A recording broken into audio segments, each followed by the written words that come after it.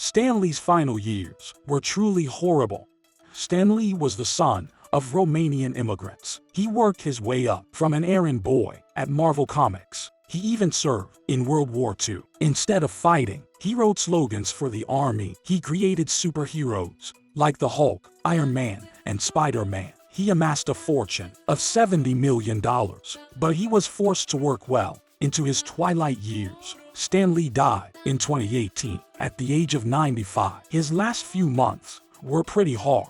As he aged, Lee became increasingly frail. Despite this, he continued to attend comic conventions. When his brother asked why he kept going, he said, "I need the money. My wife spends a lot, and my daughter's even worse." This conversation was recorded on tape. It was released as part of Abraham Reisman's book, True Believer. In 1950, Lee and his wife Joan welcomed a baby girl. They named her Joan Celia, or simply JC. The couple lost another daughter shortly after her birth. As a result, they doted on JC. Lee eventually bought his daughter a house. She dabbled in art and hosted parties. JC later became known for her excessive spending. In 2014, she allegedly physically attacked her parents. Because of the altercation was her birthday present. Lee gave her a leased Jaguar rather than purchasing the car outright. On one tape, he said that JC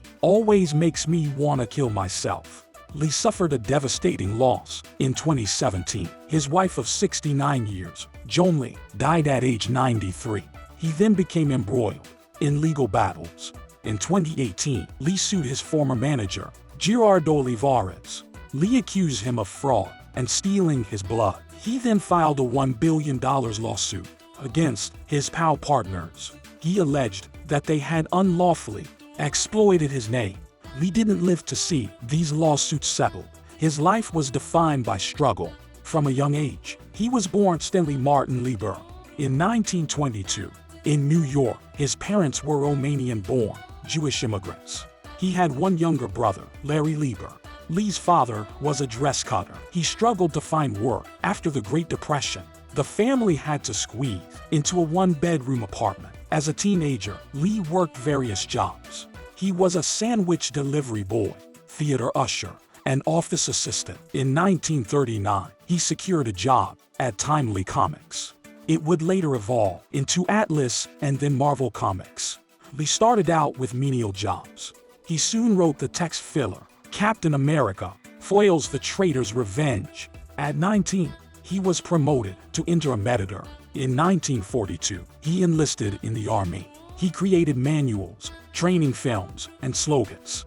He was classified as a playwright in the military. After finishing his stint, Lee returned to work. In total, he worked for Marvel in an official capacity for over 60 years. Marvel had a fierce rivalry with DC Comics. In the 1950s, Lee was tasked with creating a new superhero team. He came up with the iconic Fantastic Four.